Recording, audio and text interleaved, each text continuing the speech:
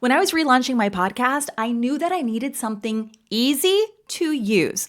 The last podcast distribution service I used was a little clunky, so I was grateful when I came across Podbean. Podcast production has never been easier. You can try one of Podbean's affordable business plans for 1 month when you use my code podbean.com/NVCperformance. Again, that's podbean.com/NVCperformance. It's also in the show notes. Go check it out and make your podcast happen. Hola, my friend. I'm Melissa V. Cartwright, and welcome to the Passionate Performer Podcast. You have a voice that deserves to be heard, and you also deserve to have a performance career where you don't feel like you're sacrificing who you are to meet the demands of the industry. I'm a Latin singer-songwriter, actress, and voice coach with 25 years of experience. I understand the grind, the joys, the ups and downs, and we cannot keep doing the same thing, expecting different results. We are here to help you problem solve those challenges, figure out why we're feeling the way we do, and give you the next right step. We are not here to mess around. We are ready to take action. Let's go.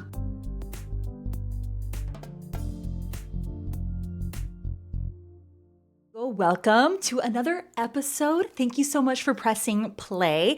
And if you pressed play on this, I bet you have been mulling around this idea of, I see other singers have lots of success on YouTube or even on social media, thousands of followers. They're pumping out their original music or their unique covers of songs. And you have this desire to do the same.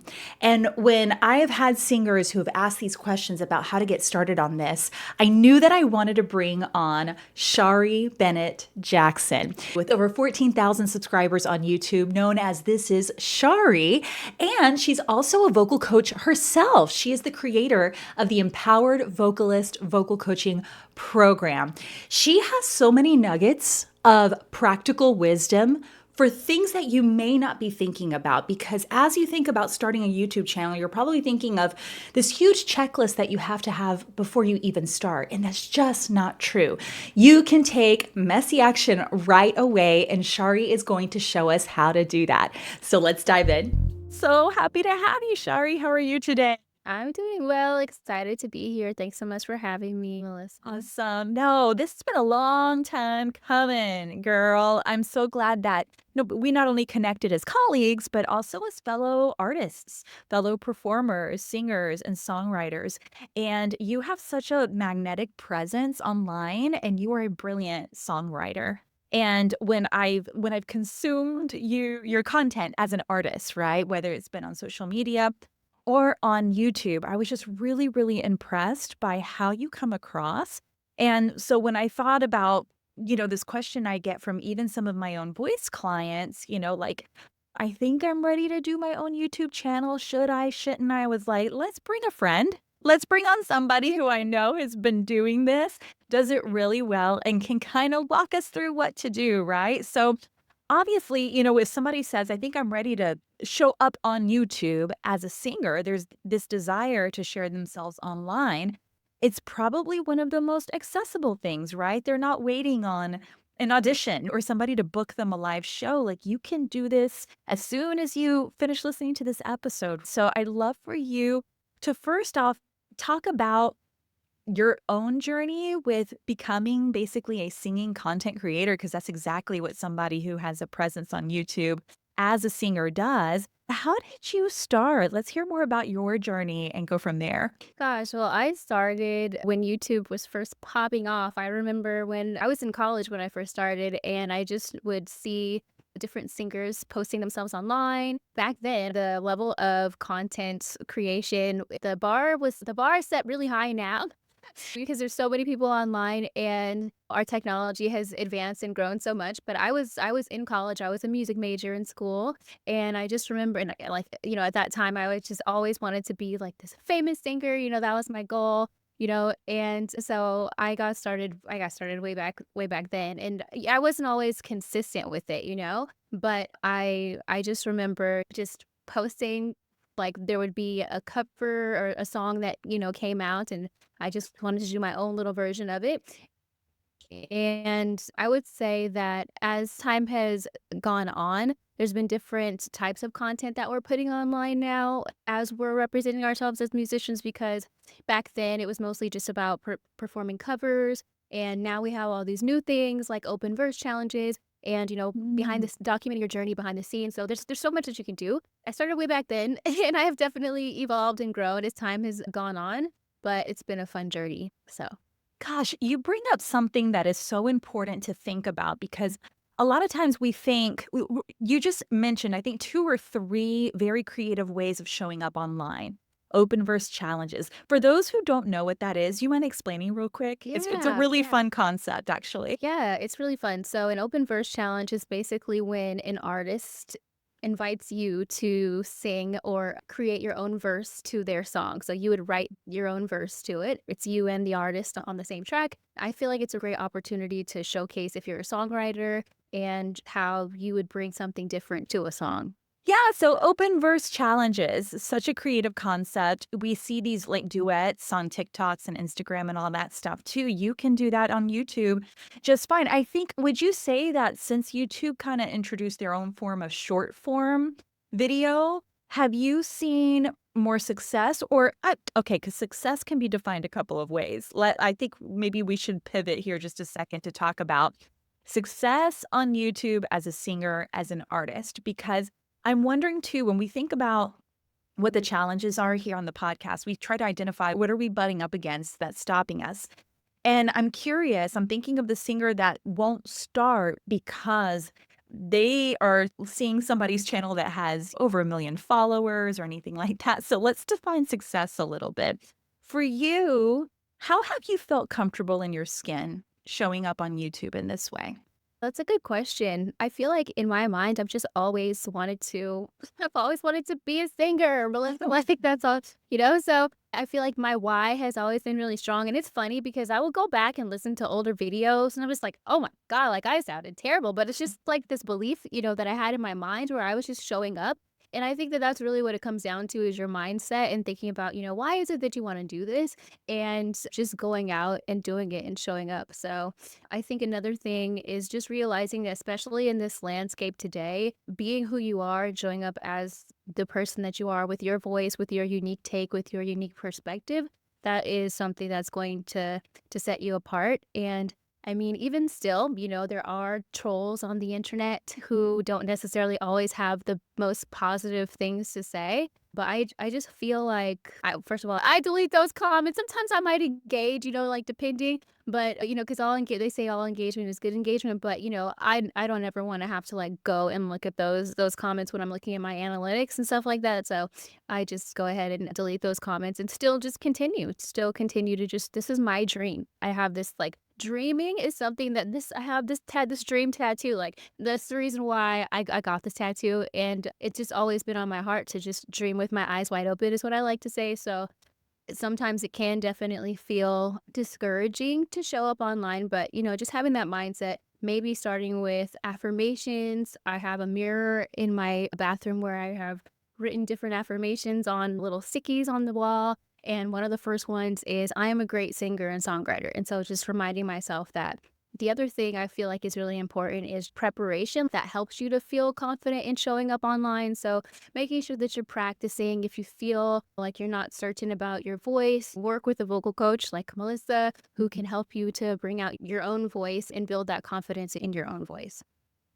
Oh my gosh, so many good nuggets there. So thank you. Thank you for giving us permission to delete the comment because I mean, seriously, I think that's probably one of the biggest fears we have is an online stage feels like it's the world's stage because then we can be accessed by just about anybody, right? And so it feels very vulnerable. But let me tell you something. Think of yourself and then the billions and trillions of people on the planet who are also using that platform. That could provide a source of comfort. Like, you're not the only one out there doing this. Yeah. It could also be a source of discouragement. Again, I feel here's the thing. Here's some patterns that I'm seeing, and I love the way that you talk about this. There's always going to be a good excuse to not do it.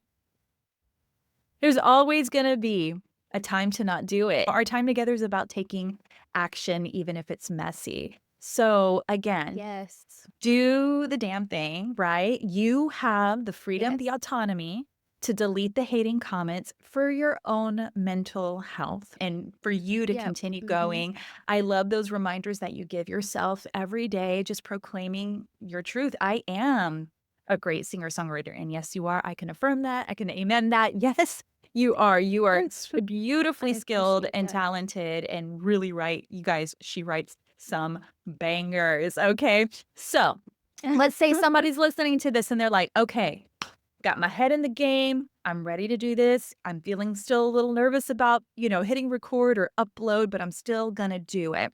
Let's talk about some other challenges that may rise, especially when it comes to technology, because YouTube in particular keeps, the game keeps changing and now video quality here is taken into consideration. I mean, even before we hopped on to the record this podcast, I was like, it's got to look decent. So, what would you say are some easy first steps for the person who's like, I'm really going to commit to posting regularly?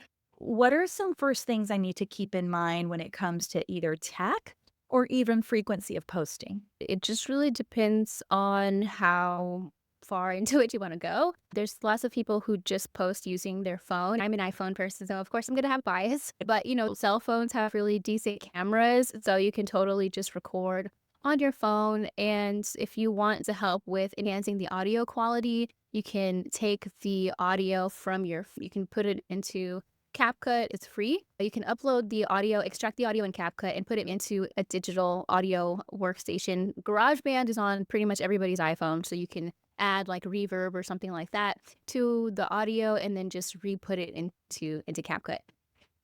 Or you can totally just use only your phone. I've done lots of different covers where I'm just using my phone and then I'm just using the echo effects inside of TikTok and putting those onto my phone. In terms of posting frequency, I would say to just try to show up as often as you can, maybe at least once a day, but maybe 1 to 3 times a day is kind of what they recommend. If we're just thinking about Instagram or TikTok, but if you're doing YouTube shorts, you could even just try doing once a day. And that could just get you started and focus on showing up regularly so that you can build that consistency. You want to be able to do things that are manageable and not get burnt out trying to do 3 or 5 posts every single day.